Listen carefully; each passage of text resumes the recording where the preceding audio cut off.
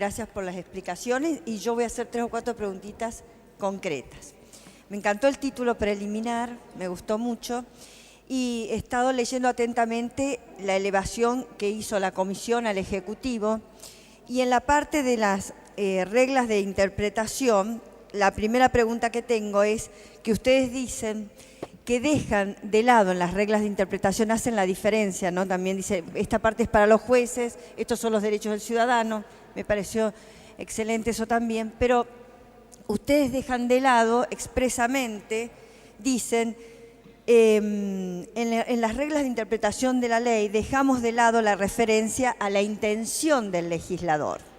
Siempre fui una defensora de la interpretación de la intención del legislador, porque el legislador representa o a los ciudadanos o a las provincias y representa en un momento político determinado el por qué sanciona la ley. Entonces la primera pregunta es por qué la comisión prefirió dejar de lado en las reglas.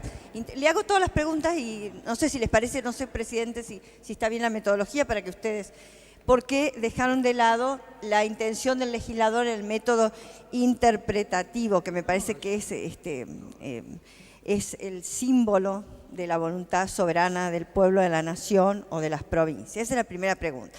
La segunda pregunta era, ¿por qué la ley que comparto? Yo quiero decir que comparto casi el 99% del proyecto, me parece revolucionario, me parece que han avanzado en institutos que yo he sido 2 veces en mi periodo legislativo presidenta de la Comisión de Legislación y hemos discutido muchísimo los derechos reales, los nuevos derechos.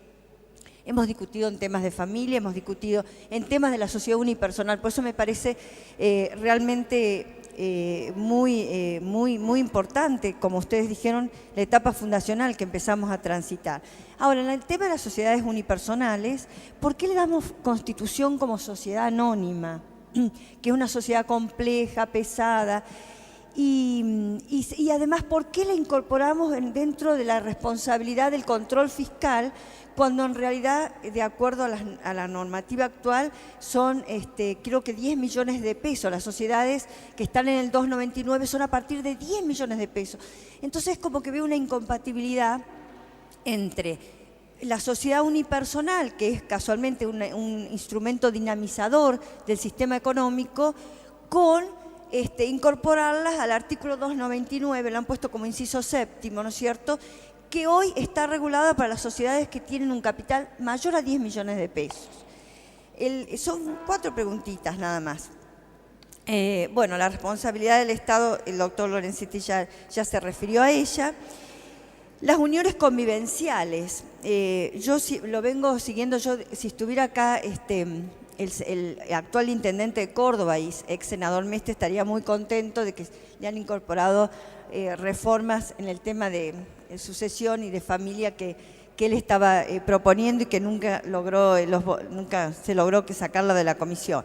Pero las uniones convivenciales lo venimos siguiendo mucho, acá lo hemos invitado varias veces al doctor Córdoba, que él planteaba todo lo que la doctora Kemermagel dijo, más un tema que ha quedado fuera, me parece a mí, que son las uniones convivenciales que no responden a un amor romántico. Por ejemplo, en las zonas del norte de Argentina es muy común, en nuestras provincias, que la persona, por ahí hay una persona que han criado, que la acompaña hasta el último momento de su vida a la persona que cuida, y vienen los hijos o los herederos y la mandan a un asilo, una casa de mayores, porque no tienen ningún tipo de protección, o 2 hermanos, uno sin recursos, el otro con recursos, muere el que tiene recursos y los hijos del viudo echan a su tío y lo mandan a vivir por ahí. O sea, ese tipo de uniones convivenciales, que no son afectos pero no románticos, digamos en palabras del doctor Córdoba, no mío, no están incorporadas. No sé si es que es una omisión o que hubo una voluntad de la comisión de no incorporarlas,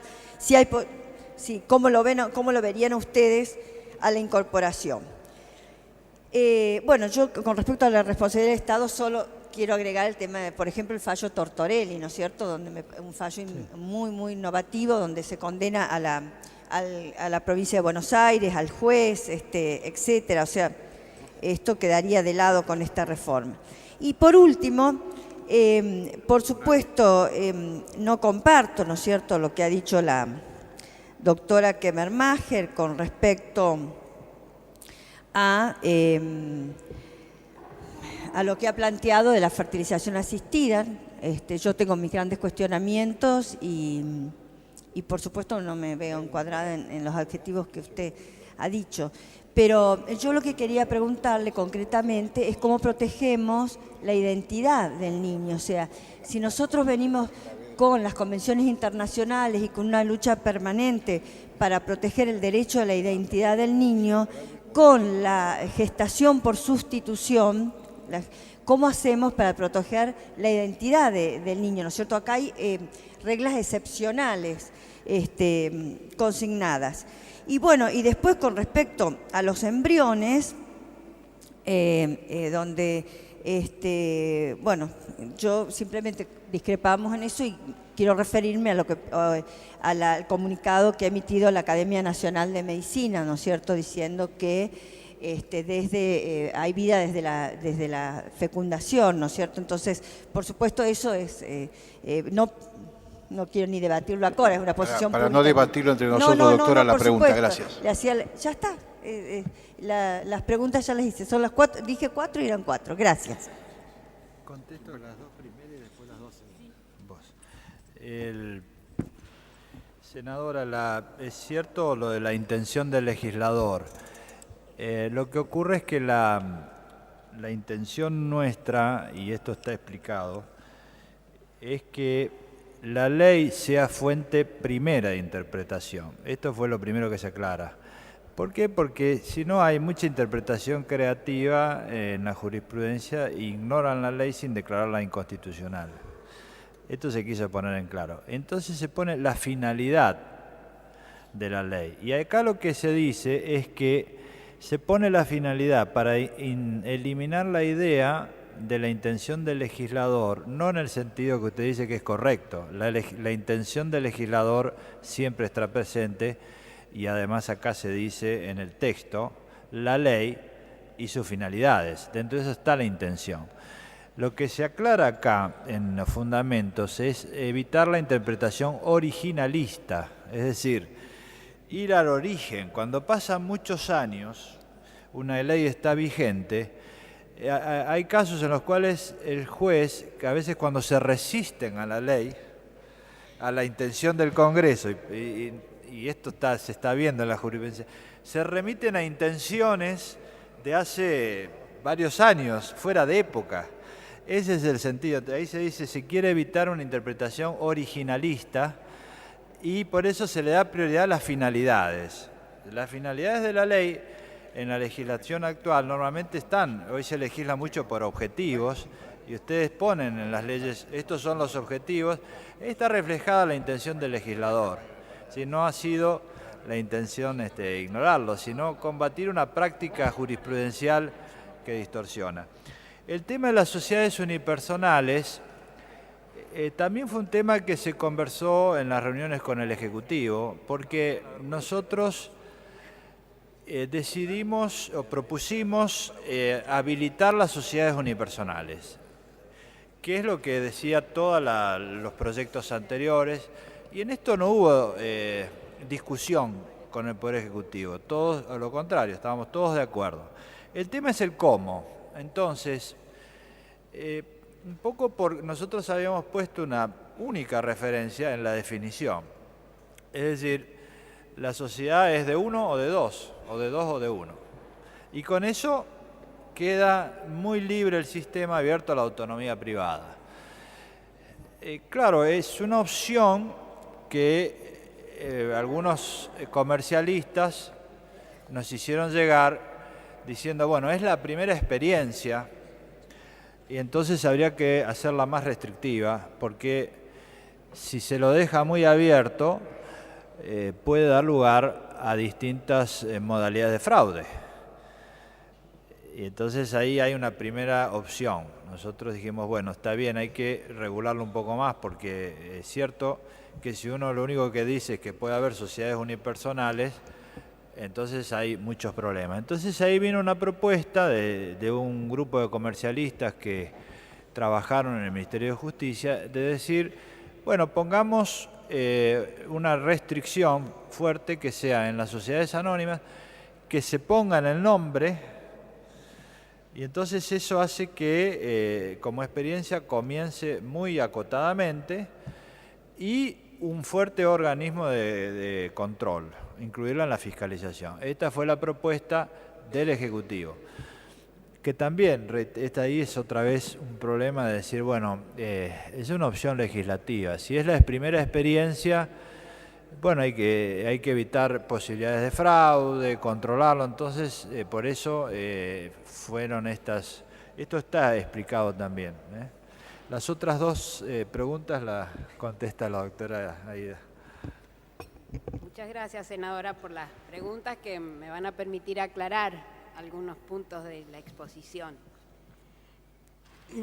Conocemos muy bien la posición de Marcos Córdoba respecto de ampliar esta noción de unión convivencial no solamente a aquellas parejas que se muestran como si fuesen un matrimonio, sino extenderlo a otros ámbitos.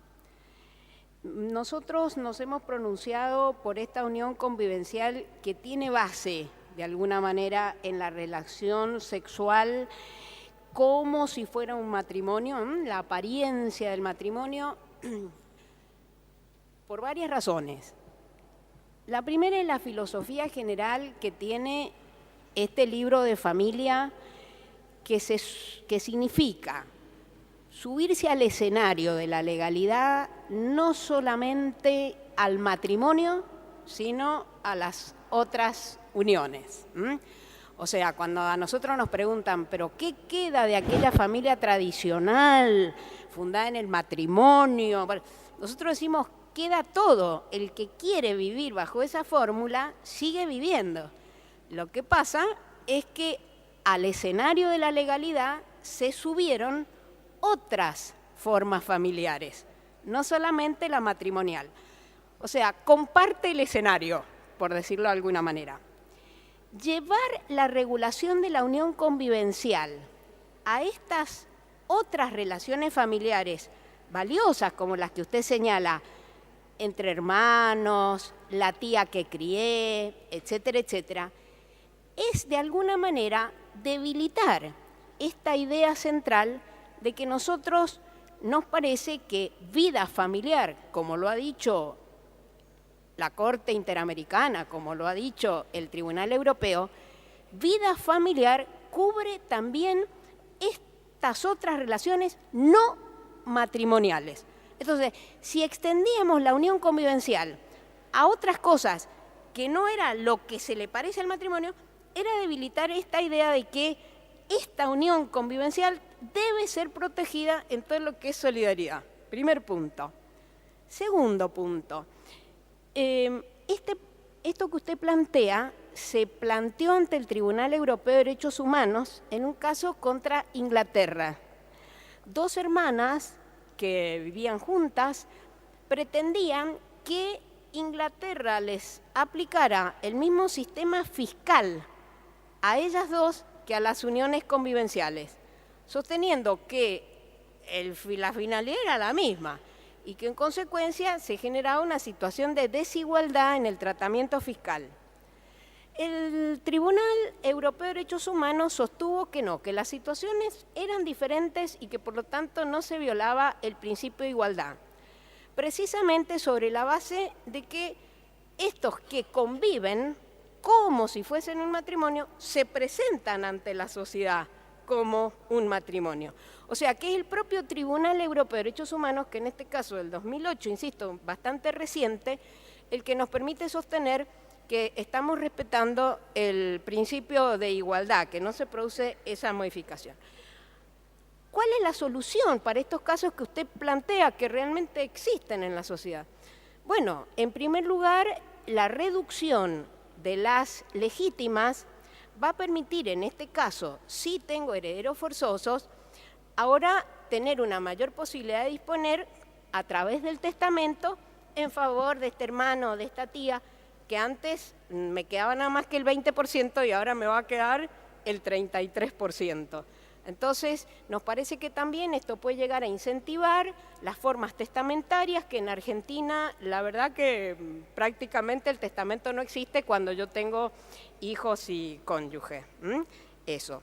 Respecto al segundo problema que usted plantea sobre el derecho a la identidad, esto ha sido una preocupación por parte de la Comisión muy grande.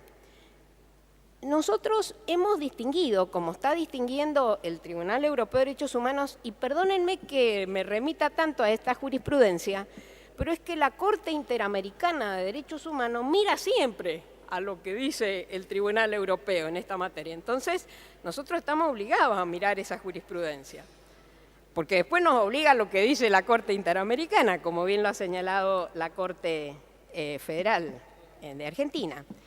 Entonces, insisto, nosotros, siguiendo esa jurisprudencia, distinguimos, una cosa es el derecho a conocer, que integra el derecho a la identidad. Forma parte de este derecho a la identidad conocer. ¿Conocer qué? Conocer mis orígenes. ¿Qué orígenes? Cuando son biológicos, como en el caso de la adopción, ahí es muy fuerte.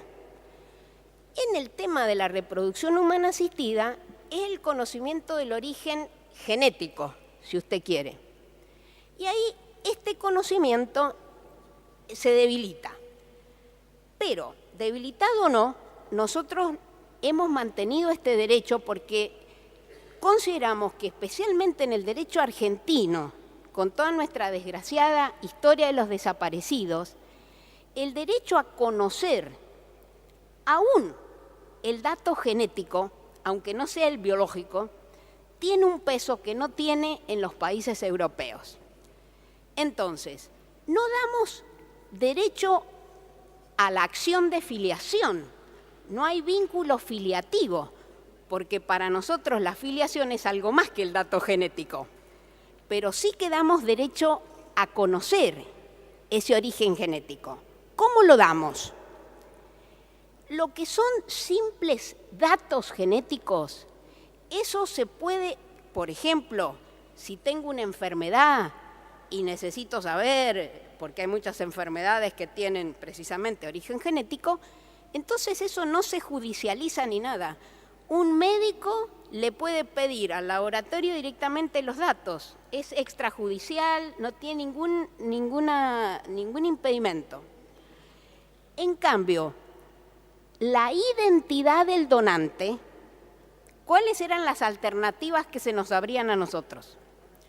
Una, la de países como España, por ejemplo, que dice no, la identidad del donante, esa no hay acceso a esa identidad, porque si levantamos el telón del anonimato, no vamos a tener donantes, porque la gente no se frena solo porque no hay acción de filiación, sino que no quiere que éste sepa quién es el donante, lo identifique. Entonces España, por ejemplo, sostuvo este sistema. Nosotros insistimos, el peso que tiene el derecho a conocer en el derecho argentino, aún vinculado a estos temas tan importantes como es el dato biológico. Nosotros, no sé si se entiende la diferencia entre el BIOS y el gen. El BIOS es mucho más. Entonces, le hemos abierto esa posibilidad y le hemos dicho que la persona nacida por estos métodos tiene la posibilidad, a través de un procedimiento muy sumario, de acudir al juez para que sea el juez el que levante el anonimato. Sabemos que una solución de transición, porque en esto le quiero aclarar que los países que han regulado la reproducción humana asistida, en estas leyes que, como les digo, se van cambiando y se van modificando de acuerdo con lo que la propia ley dice que tiene que ser revisada. Por ejemplo, países que tenían el anonimato lo han levantado. Ejemplo, Suecia. ¿Qué pasó en Suecia? Bueno, ahora las mujeres van a hacerse los métodos de reproducción humana asistida en España, donde no se levantó el anonimato. En Inglaterra, por ejemplo, al levantarse el anonimato, ¿qué es lo que ha pasado? Los ciudadanos ingleses de origen inglés, digamos, esos donantes están desapareciendo. Los que vienen a donar ahora son inmigrantes. O sea, las maneras como la sociedad va respondiendo a estos métodos son muy diferentes. Entonces, insisto, nosotros hemos encontrado esta solución, digamos, que intenta respetar a través del principio de proporcionalidad este derecho a conocer y a su vez la técnica de la reproducción humana asistida, que en general estamos a nivel de, en general, anonimato, en general. Pero la Argentina no podía aceptar esta regla del anonimato absoluto y por eso se la hemos levantado a través de del procedimiento judicial. También quiero decirles que para nosotros esto es un derecho de las personas, no una obligación. Algunos quieren meterle adentro de la cabeza de las personas que tienen que conocer el origen, quiera o no quiera. No es el caso en la reproducción humana asistida. Hay películas que muestran muy claramente historias reales. No sé si ustedes vieron aquella estupenda película que se llamó Los niños están bien, en los que eran dos niños que habían nacido por método de reproducción humana asistida, una pareja de mujeres lesbianas, con la característica de que estas mujeres habían decidido usar el gen proveniente del mismo donante, de modo tal que sus hijos fueran hermanos genéticos por parte del padre. Cuando llega la mayoría de edad, a los 18 años, la niña, ella no le importa conocer, pero su hermano, que tenía 16 años, tenía esa necesidad de conocer. Y entonces, bueno, tanto le insiste que la hermana es la que va a pedir y el donante en este caso acepta. No voy a contar la película, se arma un lío bárbaro. Pero quiero decir que siempre es un derecho y el derecho es siempre del que nace, no del otro. Entonces, para nosotros la identidad está vinculada, como dice el Tribunal Europeo, al derecho a conocer, no al derecho a tener vínculos de filiación. Pero gracias por la pregunta, senadora.